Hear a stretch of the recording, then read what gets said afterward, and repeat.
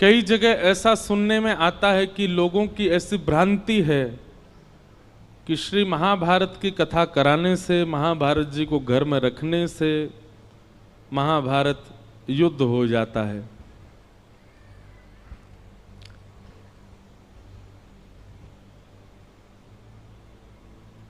तो इसका मतलब तो ये मानिए कि रशिया और यूक्रेन में महाभारत की ग्रंथ रखे हैं, युद्ध ही नहीं खत्म हो रहा उनका।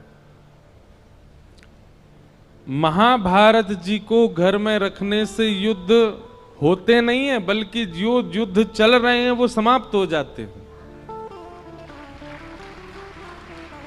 ये किसने भ्रांतियां फैला दी हैं कि वैदिक ग्रंथों को घर में रखने से भी सगुन और अपसगुन होता है।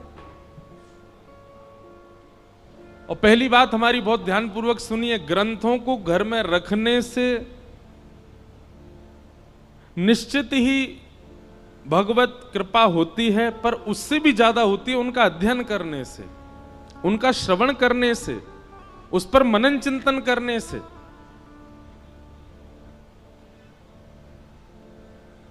एक कथा अचानक याद आई हमको। एक महात्मा थे, वो कुछ नहीं रखते थे अपने पास में, कभी किसी से कुछ लेते भी नहीं थे। हां, कोई भगवत वस्तु दे दे तो उसको संभाल लेते थे। किसी भक्त ने उनको गीता जी दे दी, महात्मा जी बड़े प्रसन्न हुए, गीता जी को उन्होंने स्वीकार कर लिया, रोज पढ़ते थे। कुछ दिनों में संपूर्ण गीता जी का पाठ पूरा हो गया। तभी एक व्यक्ति, उसके अंदर वैराग्य जाग गया था, महात्मा जी के पास आया, बोले मुझे अपनी सेवा में रख लीजिए। तो महात्मा जी ने उसको अपनी कुटिया में रख लिया। निष्किंचन महात्मा। एक दिन उनके मन में भाव आया कि हम कुछ तीर्थ यात्रा करने के लिए जा रहे हैं। तो महात्मा तीर्थ यात्रा के लिए जैसे ही निकले तो चेलाराम से कह के गए, बोले देखो हमारी कुटिया में है तो कुछ भी नहीं, खाली है पूरी, एक गीता जी हैं बस, यही हमारी संपत्ति है, इनको संभाल के रखना। उसने कहा ठीक है। अब वो गीता जी को संभाल करके रखता था। एक दिन एक चूहा घुस गया कुटिया में और वो गीता जी को कुतरने लगा। उस व्यक्ति ने देखा कि अरे ये चूहा तो हमारी गीता जी को खा जाएगा। उसने मनोविचार किया क्या करें, गांव वालों से पूछा तो गांव वालों ने कहा कि बिल्ली रख लो तो फिर चूहा नहीं आएगा। तो वो कुटिया में बिल्ली ले आए कि बिल्ली के डर से चूहा नहीं आएगा।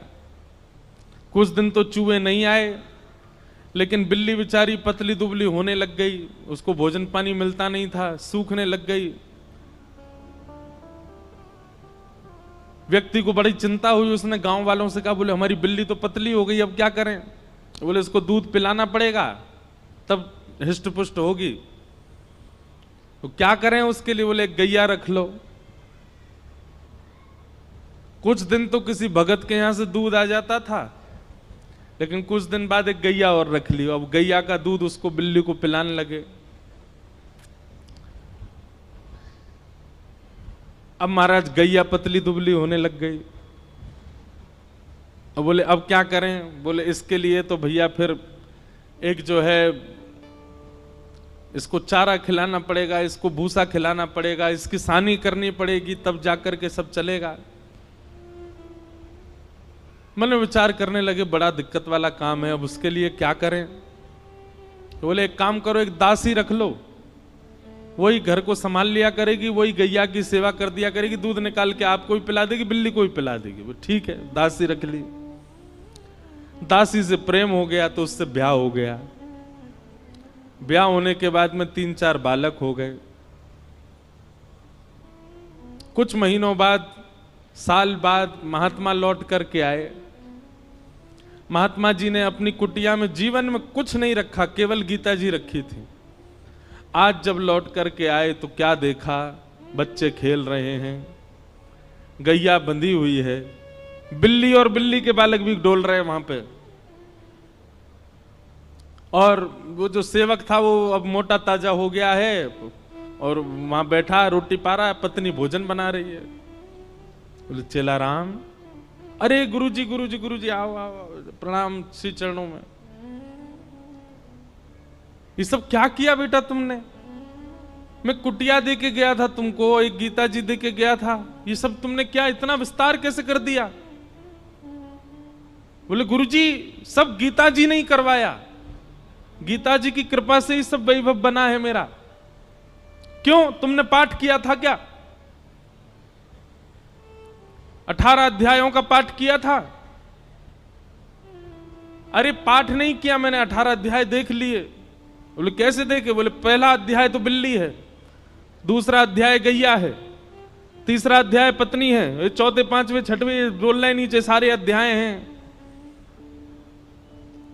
गुरुजी समझ गए, बोले गीता जी केवल रखी थी, पढ़ी नहीं थी, पढ़ी होती तो इतना विस्तार नहीं होता। हम लोगों को लगता है कि केवल रामायण जी को पूज लो, भागवत जी को पूज लो, गीता जी को पूज लो, इन्हीं से काम हो जाएगा। नहीं, आप उसका स्वाध्याय नहीं करेंगे, उस पर मनन चिंतन नहीं करेंगे, जो आपके मन में विकार हैं, जो मन में आसक्तियां हैं, वो कैसे समाप्त होगी? पैरासीटामोल घर में रखने से बुखार थोड़ी उतरेगा, उसको पाना पड़ेगा। अदरक घर में रखने से गला ठीक थोड़ी हो जाएगा, उसको कूट के उसका रस लेना पड़ेगा।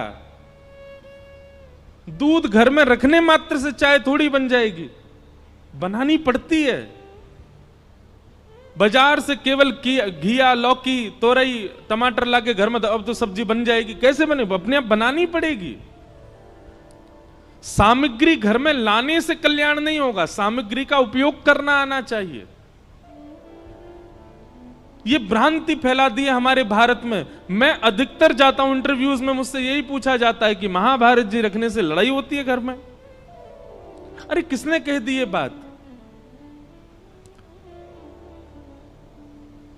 और एक बात सुनिए, आप महाभारत घर में नहीं रखते तो कम लड़ाइयां हो रही हैं आपकी। महाभारत ने तो युद्ध को विश्राम किया है। हमारे शास्त्र कहते हैं यन्ने भारत तन्ने भारत।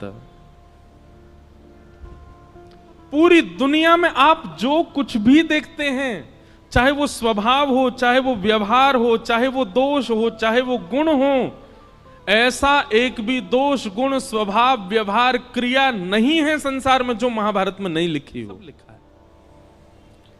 कई ऐसे व्यवहार हैं जिनका अभी तक प्रादुर्भाव नहीं हुआ, वो हमारे बच्चे, उनके बच्चे देखेंगे।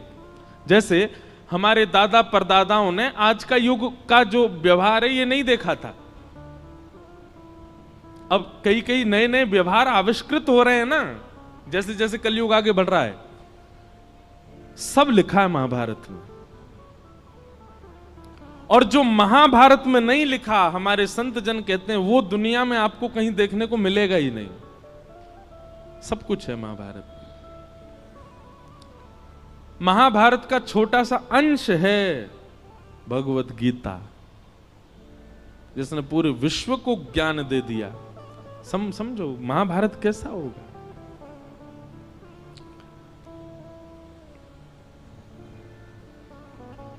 कल हम लोग द्रौपदी का प्रसंग सुन रहे थे।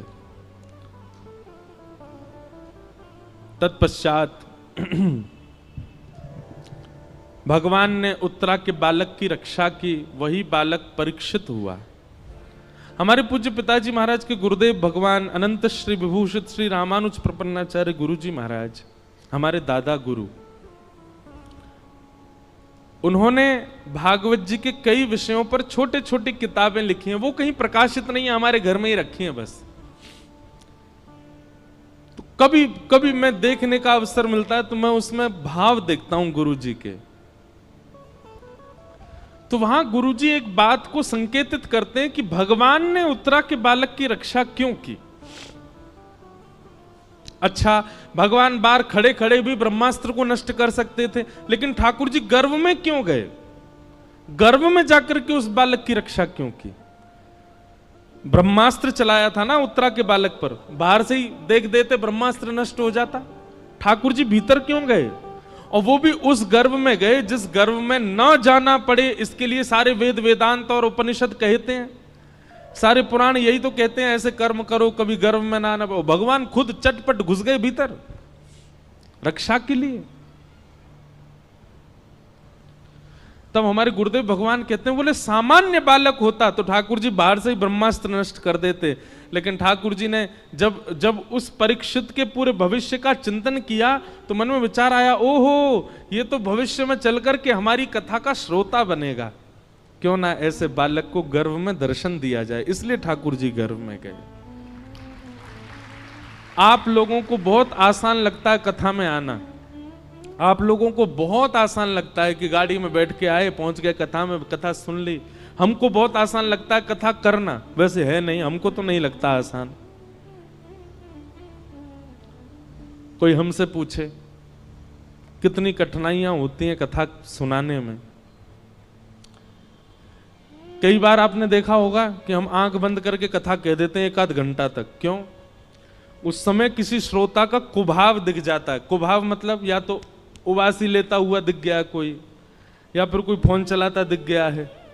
तो ऐसी स्थिति में जब श्रोता दिख जाते हैं तो फिर कथा भूल जाता हूं मैं, इसलिए फिर मैं आंख बंद करके कथा कहता हूं। हम मना क्यों करते हैं कि जब हम मंच पे आए तो हमको स्पर्श मत करो? उसके पीछे कोई और बात नहीं, ऐसा नहीं कि मेरे अंदर बहुत पुण्य है इसलिए मना कर रहा हूं। मैंने अनुभव किया है कि कई बार लोगों के स्पर्श से हम जितने भावना बना करके आए मंच पे आके सब भूल जाता हूं मैं। आप तो सद्भाव से स्पर्श कर रहे हो, पर किसी का कोई भाव ही नहीं है, वो देखा देखी स्पर्श कर रहा है। इसीलिए दूर से प्रणाम करो, आपको ही फायदा मिलेगा, हम कथा अच्छे से सुना पाएंगे। पर जब बहुत ज्यादा लोग स्पर्श कर देते हैं तो मैंने देखा है कि मेरे भाव जितने होते हैं शून्य हो जाते हैं। कथा करना भी बड़ा कठिन है, पर कथा सुनना भी बहुत कठिन है। कथा में बैठना, बैठ करके बहुत देर तक श्रवण करना, और केवल श्रवण नहीं, उसका निरुध्यासन करना, उसको समझ करके जीवन में उतारना, ये भगवत कृपा के बिना नहीं हो सकता।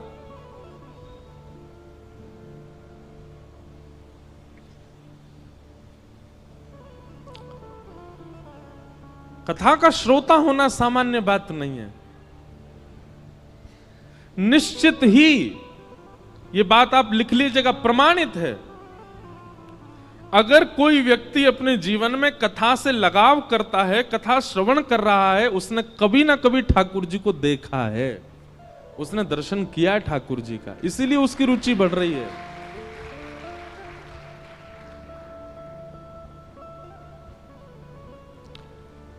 क्यों इतना आनंद आता है सुनने में? क्यों इतना सुख मिलता है आपको? क्योंकि कभी ना कभी आपके जो भीतर चित्त है, आपकी जो आत्मा, उसने कभी अनुभव किया है ठाकुर जी का।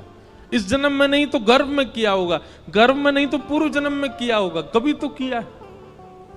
तभी आपकी रुचि बढ़ रही है, तभी कथा सुनते सुनते नेत्र सजल हो रहे हैं, कथा सुनते सुनते प्रसन्नता हो रही है, कथा सुनते सुनते रोंगटे खड़े हो रहे हैं। ये सब विचार, ये सब प्रभाव हमारे ऊपर क्यों हो रहे हैं? क्योंकि कभी ना कभी तो ठाकुर जी का दर्शन हुआ है हमें।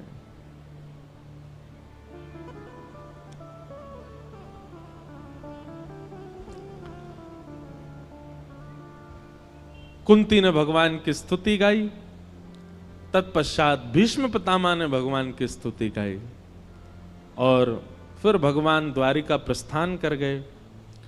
उत्तरा के गर्भ के बालक ने जन्म लिया, और कुछ वर्ष बाद जब भगवान अपनी लीला पूरी करके चले गए, तब पांडवों ने उस बालक को राज्य गद्दी पर बिठा दिया, और पांडव भी स्वर्गारोहण को चले गए।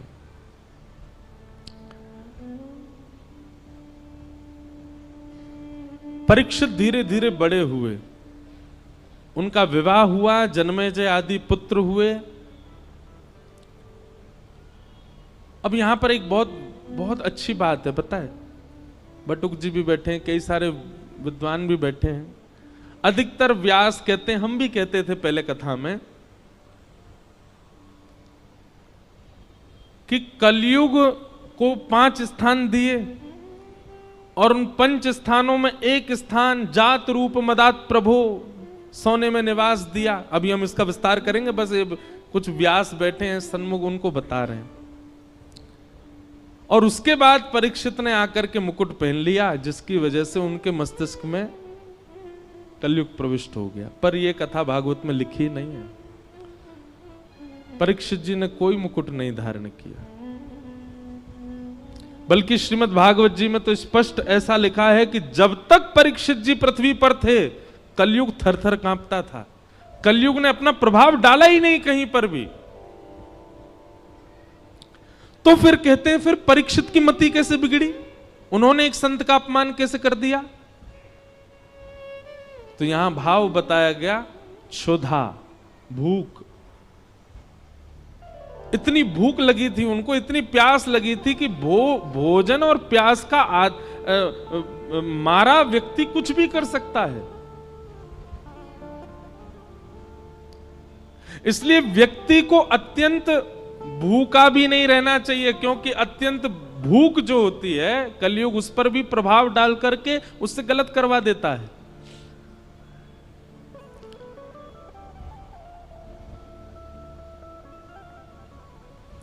दो लोगों को भगवान नहीं मिलते।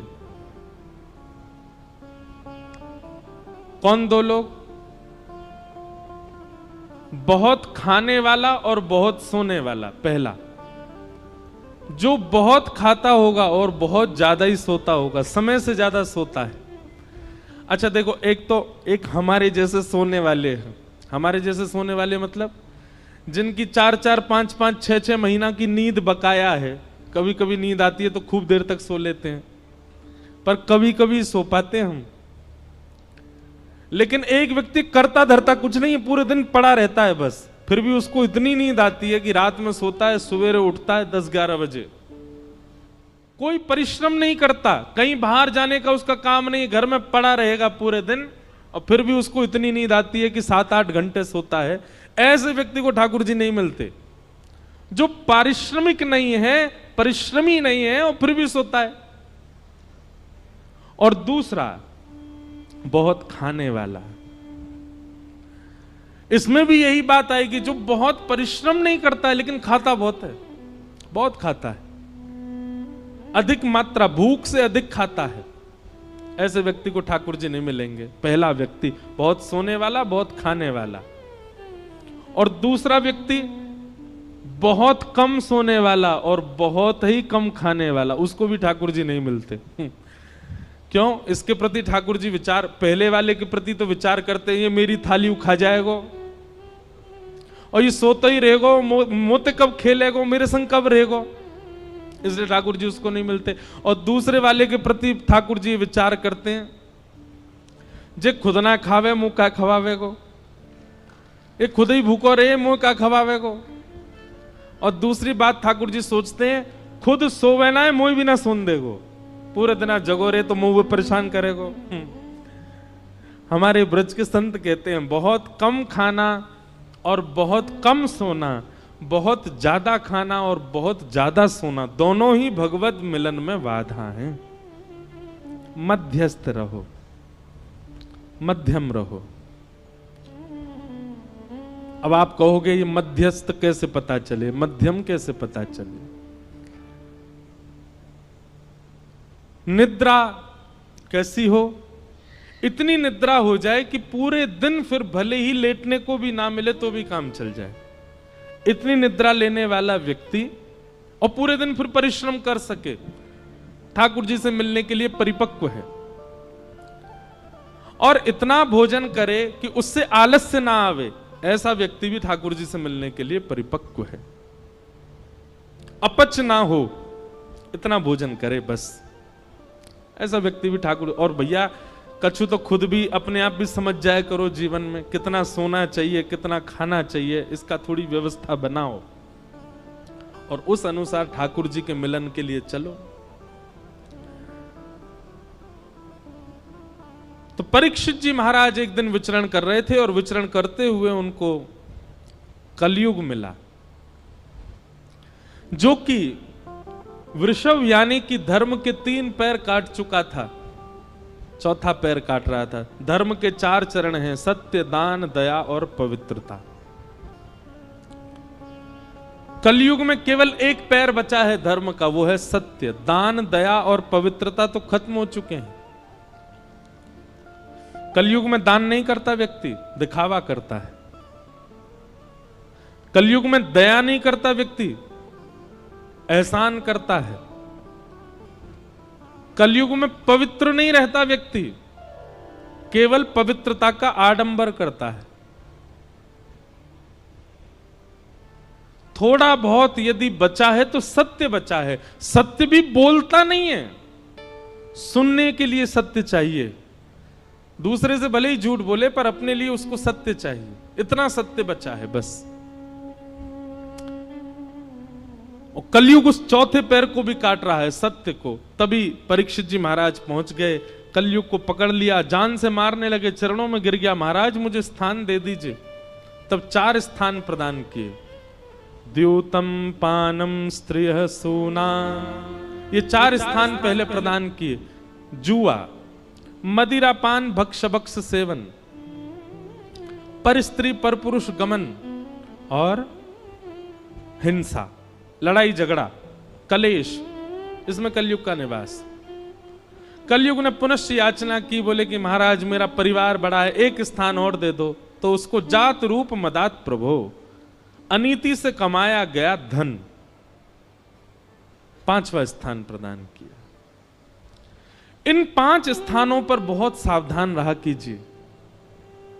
कभी भी जुआ में नहीं खेलना है। जुआ का मतलब क्या होता है? धन को दांव पर नहीं लगाना है। यह शर्त लगाना भी एक प्रकार का जुआ है, नहीं लगाया कीजिए भैया। सीधी बात है, किसी की पत्नी को दांव पर लगा दोगे, पति छोड़ेगा आपको। और वो भी पति कौन है? जगत नियंता, जगदाधार, जगदीश्वर, त्रिलोकीनाथ, उनकी पत्नी है लक्ष्मी। आप लक्ष्मी को दांव पे लगा दोगे, नारायण प्रसन्न रहेंगे आपसे। भागवत जी में वर्णन है कि जुआ खेलने वाला व्यक्ति लक्ष्मी को असद स्थान पर प्रयोग करने वाले व्यक्ति से पंचदेव सदैव नाराज रहते हैं।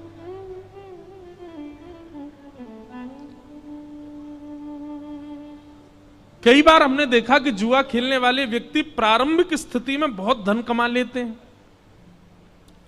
बहुत ऐश्वर्य भोग लेते हैं, सब सुख संपत्ति होती है। एक बात याद रखिएगा बंधुओं, बहुत ध्यानपूर्वक सुनो। असद क्रिया करने वाला व्यक्ति, बहुत ध्यान से सुनिएगा, असद क्रिया करने वाला व्यक्ति दूषित क्रिया करने वाले व्यक्ति के लिए एक निधान बनाते हैं भगवान। क्या?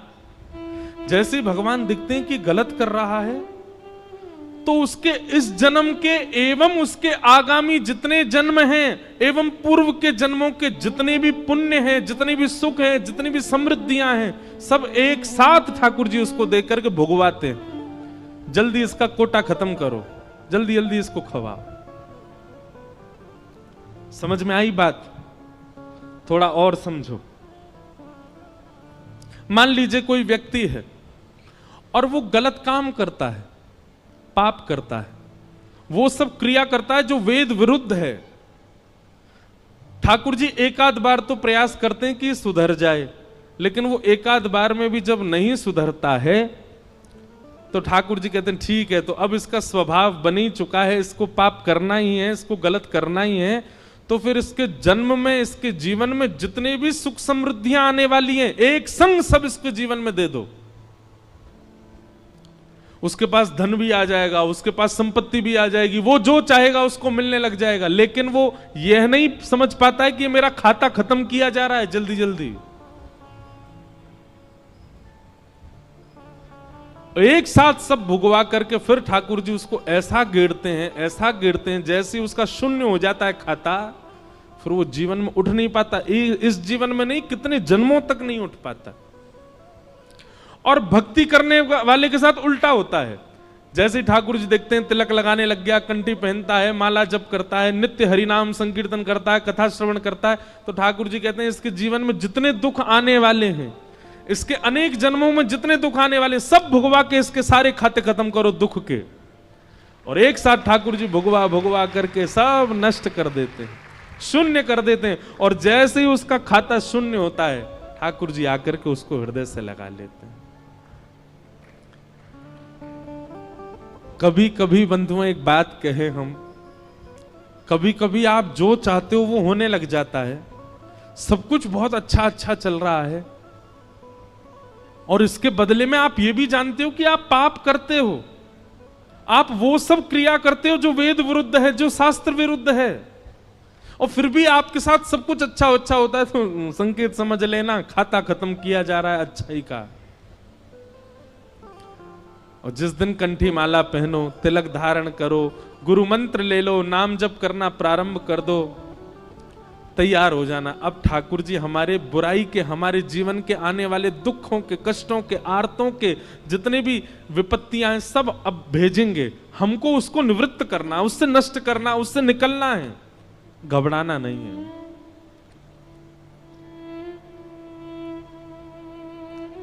क्योंकि कई बार लोग मिलने आते हैं तो मुझसे कहते हैं कि वो देखो महाराज जी इतना पाप करता फिर भी उसके जीवन में इतनी प्रसन्नता। अरे आपको नहीं पता है, उसका खाता खत्म हो रहा है अच्छाइयों का।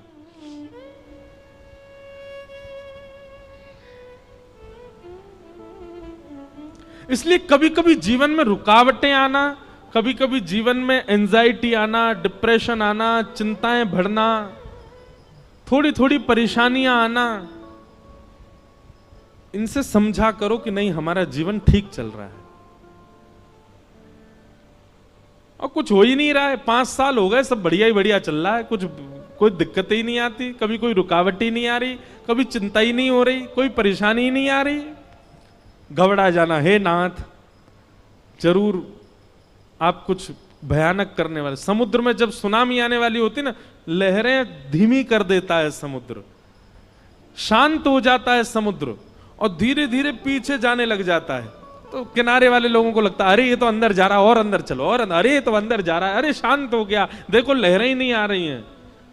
और फिर अचानक से एक ऐसा ज्वार भाटा आता है, सब नष्ट कर जाता है। सुनामी देखी है कभी आपने?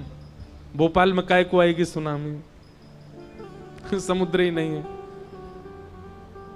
हमने सुनामी तो नहीं देखी, पर सुनामी के बाद का समय देखा। 2004 में आई थी भारत में, हम गए थे चेन्नई, छोटा सा था मैं। उसके बाद सुनामी के बाद का समय, और कभी देखना हो ना तो कभी रामेश्वरम जाइए, और रामेश्वरम दर्शन करके फिर आप जब धनुषकोडी जाएंगे तो बीच का जो मार्ग है वहां देखेंगे दोनों तरफ समुद्र है, इधर भी समुद्र, बीच में रास्ता। तो वहीं एक गांव हुआ करता था किसी समय पर, वो सुनामी में आज भी पूरा गांव वहां दिखता है, टूटे हुए घर, बहुत भयानक। हमारी कथा भी रामेश्वरम में, हम साल भर में एक ही राम कथा करते हैं बस। वो भी एक परिवार है, उन्हीं को ही दे रखी है। उन्होंने संकल्प लिया 12 ज्योतिर्लिंग में कराने का, तो पिछले साल सोमनाथ में हुई, इस साल रामेश्वरम में, अगले साल देखो कहां होगी। 12 ज्योतिर्लिंगों में हर साल तो है 25 दिसंबर से रामेश्वरम। और भरत चरित्र पर कथा है, केवल श्री भरत जी का चरित्र।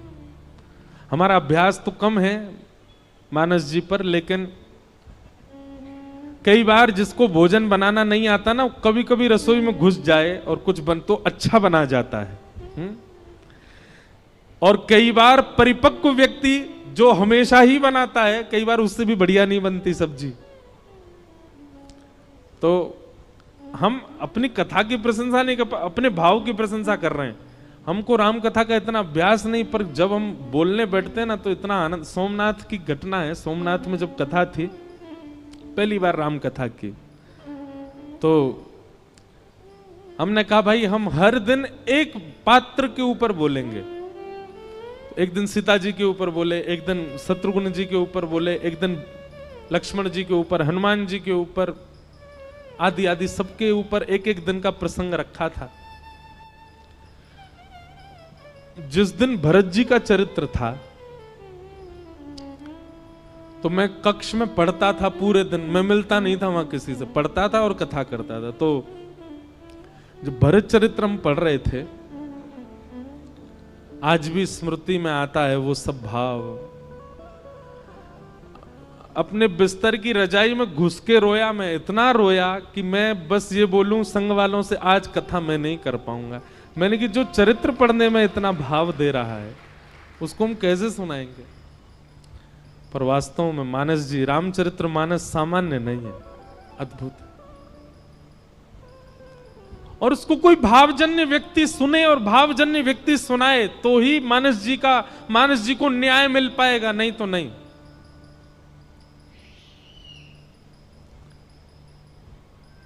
तो कहां से कहां बात पहुंच गए, सुनामी से रामेश्वरम से धनुषकोडी से मानस जी से सोमनाथ, पूरी भारत यात्रा करवा लाए आपको। तो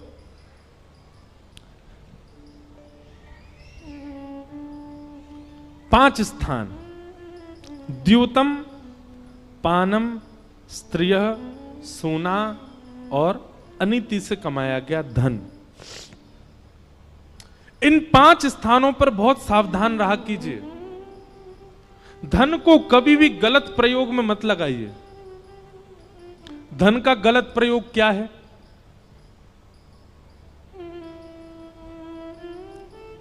आपके धन देने से अगर किसी जीव की हिंसा हो रही है, वो गलत है। आपके धन देने से किसी के आत्मसम्मान पर बात जा रही है, किसी का परिवार नष्ट हो रहा है, वो गलत है। आपके धन देने से कोई व्यक्ति व्यसन की ओर अग्रसित हो रहा है, वो धन का गलत व्यय है।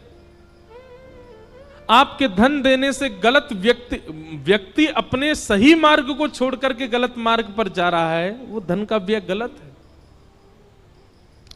कुपात्र दानाच भवे दरिद्रम दरिद्र भावेन करोति पापम पाप प्रभावा नरकम प्रयाते पुनर्दरिद्री पुनरेव पापी।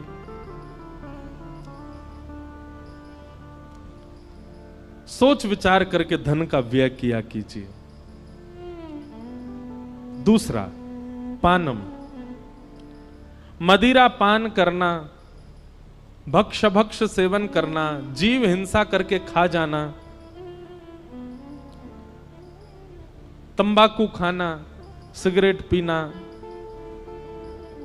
और दुनिया भर के नशीले पदार्थों को अपने मुख पर धारण करना, ये सब पाप है।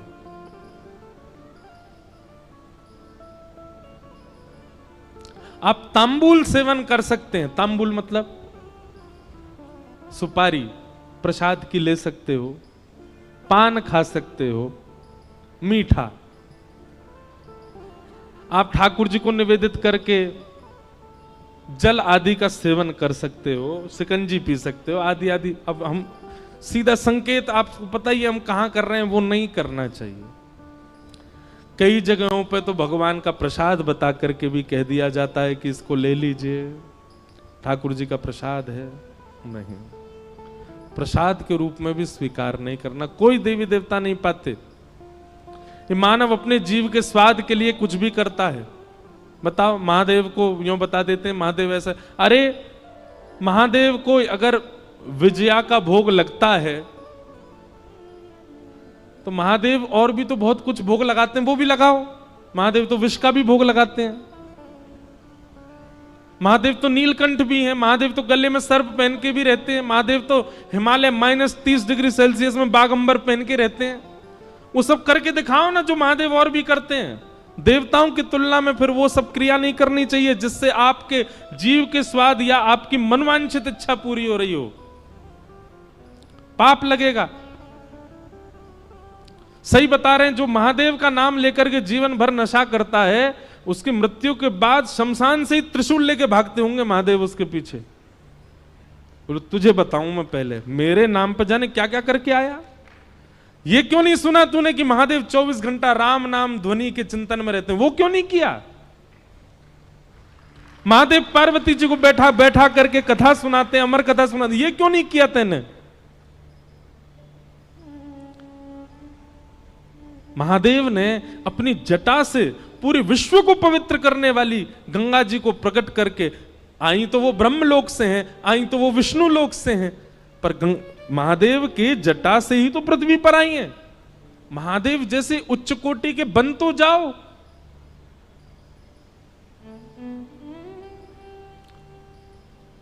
भैरव बाबा के नाम पे कुछ भी कर रहे हैं, देवियों के नाम पे वहां भोग लगता है, खा लो, ये कर, कुछ नहीं।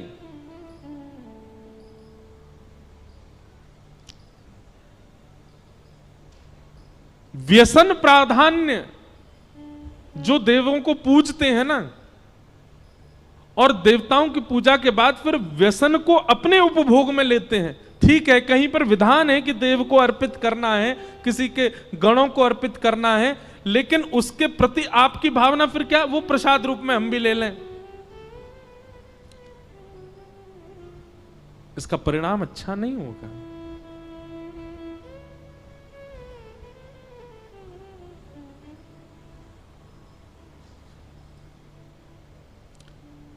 एक बार मैं कहीं कथा में बोल रहा था कि किसी व्यक्ति के ऊपर देवी देवता नहीं आ सकते, गण आ जाते होंगे। भैया सीधी बात है, प्रधानमंत्री किसी व्यक्ति को विशेष को परेशान नहीं करता, उसके नीचे रहने वाले, नीचे बैठने कुर्सी वाले परेशान कर देते होंगे। प्रधानमंत्री किसी को फोन करके नहीं कहेगा रुक जा बेटा रात में गुंडे भेज रहा हूं तेरे पास ना। उसके नीचे बैठने वाले, जिनकी बातें प्रधानमंत्री को पता ही नहीं है कि वो कहां क्या करते हैं, वो परेशान करते हैं। भैया आदिदेव जितने भी हैं ये सब तो कृष्ण चिंतन में इतने व्यस्त रहते हैं, इन पे समय आपको परेशान करने का। उनके नीचे जो छोटे छोटे गण बैठे रहते हैं वो जरूर परेशान कर देते होंगे। कभी देवी देवता आपको परेशान नहीं करते, आपके ऊपर नहीं आते, आप पर हावी नहीं होते। उनके गण जरूर कोई लीला कर देते होंगे, वो बात अलग है। पर हमको 9 साल हो गए कथा करते करते, हमारे सिर पर क्यों नहीं आ रहे देवता? विवाह के पश्चात एक पतिव्रत धारण करो, और उसमें करना कुछ ज्यादा नहीं है, केवल एक ही काम करना है। क्या? जिससे आपके 7 फेरे हुए हैं, जिससे आपका पाणी ग्रहण हुआ है, अब वो सर्वशिव। संसार का सबसे बड़ा व्रत यही है।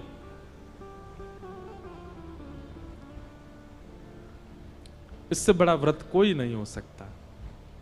और जिसने ये व्रत पूर्ण रूपेण पालन कर लिए, वो उसकी सारी एकादशी हो गई, उसके सारे मंगलवार हो गए, उसके सारे सोमवार हो गए, उसके सारे प्रदोष हो गए।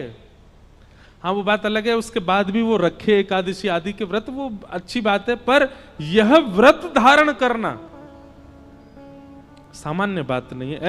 ऐसा व्यक्ति, ऐसी माताएं पूजनीय हैं, वंदनीय है।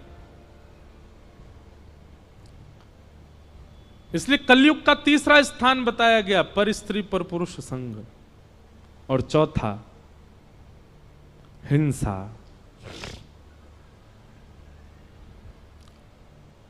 अगर आपको पता है कि कोई ऐसी बात हुई है कि सामने वाला मुझसे कुछ गलत बोलेगा,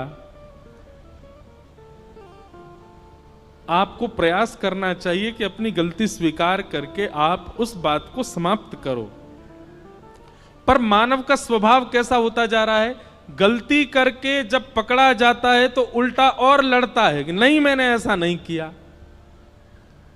व्यक्ति जब अपनी गलती को छुपाने के लिए युद्ध करता है, लड़ता है, वही कलेश बन जाता है, वही फिर लड़ाई बन जाता है, वही झगड़े में परिवर्तित हो जाता है। हमारे महाराष्ट्र के बहुत बड़े संत हुए विनोबा भावे, वो कहते थे मानव का सबसे बड़ा सद्गुण क्या है। उनसे किसी ने पूछा कि मानव का सबसे बड़ा सद्गुण क्या है, तो विनोबा भावे कहते हैं अपने अवगुण को स्वीकार करना, ये सबसे बड़ा सद्गुण है। जिस व्यक्ति के अंदर स्वीकारीकरण नहीं है, उस व्यक्ति के अंदर एक नहीं अनेक अवगुण होंगे। लेकिन जो स्वीकार कर लेता है कि हाँ ये मेरा अपराध है, मेरी गलती है, ये मुझसे हुआ है, समझ जाना कि वो व्यक्ति सद्गुण युक्त है, उसके अंदर और भी गुण आ सकते हैं। और अंतिम कलयुग को स्थान जो प्रदान किया गया वो है बिना मेहनत के कमाया गया धन, अनीति से कमाया धन, उसमें कलयुग रहता है। ये 5 स्थान है, इनसे बचिए। धन को असद जगह मत लगाइए, कुछ भी उल्टा सीधा खाइए पिए मत, पर स्त्री पर पुरुष संग मत कीजिए, हिंसा मत कीजिए और बिना मेहनत के धन मत कमाइए। ये 5 काम आपने कर लिए, आप किसी तपस्वी से कम नहीं हो। आप कलयुग में रहते हुए भी सतयुग ही माने जाओगे, आप कलयुग में रहते हुए भी द्वापर युग के ही माने जाओगे, आप कलयुग में रहते हुए भी भगवत प्राप्ति कर लोगे। इन 5 क्रियाओं से बचो।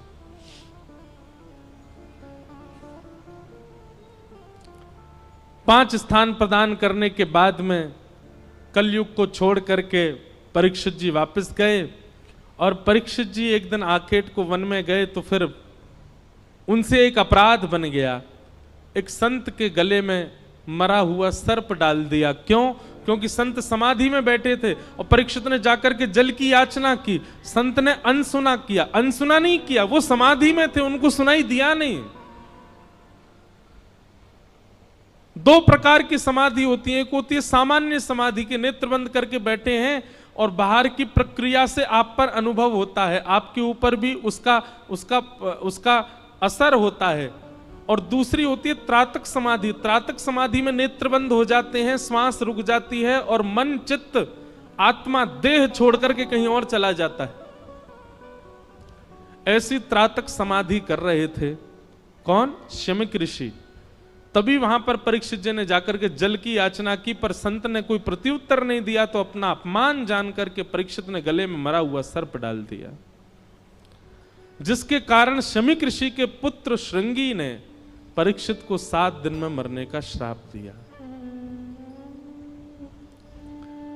परीक्षित को जैसे ये बात पता चली कि मुझे 7 दिन में मरने का श्राप लगा है, एक बात बहुत ध्यान से सुनो बंधुओं, वैष्णव का ये स्वभाव स्वरूप होता है कि अपने जीवन में आने वाले आर्त के ऊपर वो विचलित नहीं होता। भगवान ना करे कभी डॉक्टर ने आपसे कुछ ऐसा बहुत गंभीर बीमारी बता दी आपको, आपके अंदर अगर वैष्णवता होगी ना तो आप परेशान नहीं होगे। आप चिंतन करोगे ठीक है नाथ, इसका मतलब यह था कि अब मैं अपने कर्तव्यों को विश्राम कर दूं और अपना शेष जीवन जो है आपके भजन भाव में लगा करके और संपूर्ण अपने जीवन की जो गलतियां हैं उन सबको सुधार करके अब मैं आपकी प्राप्ति कर लूं। ये तो रही तन की स्थिति। और भी कुछ पता चले जीवन में, कुछ ऐसा घटना घटी कि जिससे विचलित हो गया पूरा परिवार, पर आप विचलित नहीं हुए। आप मन में विचार करने लगे ठाकुर जी सब मंगल करेंगे, निश्चित है कि आप वैष्णव हो।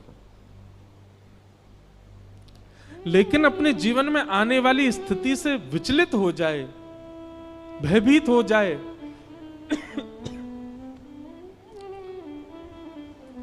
हाथ पैर मारने लगे क्या करूं क्या करूं, तो याद रखना गहरे जल में अगर कभी गिर जाओ, हमारा एक सूत्र अपनाइएगा, गहरे जल में यदि कूद कभी गिर जाओ, भगवान करे कभी ना गिरो, पर गहरे जल में कभी गिर जाओ, एक तो मुंह बंद रखना और दूसरा हाथ पांव को ढीला छोड़ देना। आप डूब ही नहीं सकते। डूबता वही है जो हाथ पैर चलाता और मुंह खोल के रखता है। ठीक वैसे ही संसार की विषम आपत्ति में जब गिर जाओ, एक तो मुंह बंद रखना, मत खोलना, और दूसरा हाथ पैर बहुत मत मारना। इससे फोन कर, उससे फोन कर, इससे बात कर, ये नेता को फोन करो, अरे वो डीएम साहब को फोन करो, इनसे करवाओ, ये करवाओ, आप विचलित हो ही जाओगे। हम अपनी एक घटना बताएं, अभी की बिल्कुल 2 दिन 4 दिन पुरानी घटना। हम जिस दिन भोपाल आ रहे थे, हमारी शाम 7 बजे की फ्लाइट थी, तो 3 बजे क्या नाम है, फरीदाबाद में एक इंटरव्यू था। तो हमने कहा इंटरव्यू देंगे, सीधे एयरपोर्ट जाएंगे, लेकिन दिमाग से ये निकल गया कि 5 बजे तो ऑफिस टाइम होता है, दिल्ली में भयंकर जाम होता है। अच्छा, इंटरव्यू होते होते जो साहब जी हमारा इंटरव्यू ले रहे थे, वो ऐसे लीन हो गए इंटरव्यू में कि उनके आंखों से तो अश्रु निकले और समय बढ़ता है। वो कहे एक प्रश्न और, एक प्रश्न और। मैंने कहा भैया मेरी हवाई जहाज छूट जाएगा। बोले एक प्रश्न और। इतना देर तक हो गया कि फिर हम भागे। अब भागे तो महाराज हवाई जहाज हमारा छूटने को। अब संग में जो 2-3 भैया थे, कोई कहे ट्रेन बुक करा दें, कोई कहे सुबह की फ्लाइट बुक करा दें। और प्रसन्न मैंने कि कुछ नहीं, चलो एयरपोर्ट पहुंच जाएंगे, देखेंगे, मिल गया तो बढ़िया, नहीं तो कोई भोपाल दूर है क्या, गाड़ी से चले जाएंगे। उनके मन में बार बार आवे नहीं नहीं कुछ तो करना है।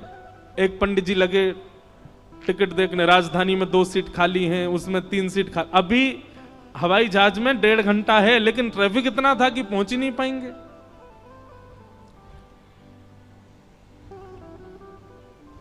जब 45 मिनट बचे तब तक मैंने कुछ किया नहीं। मैं अपना बढ़िया प्रेम से फोन चला रहा था, कुछ देख रहा था, और बड़ा प्रसन्न था हृदय से।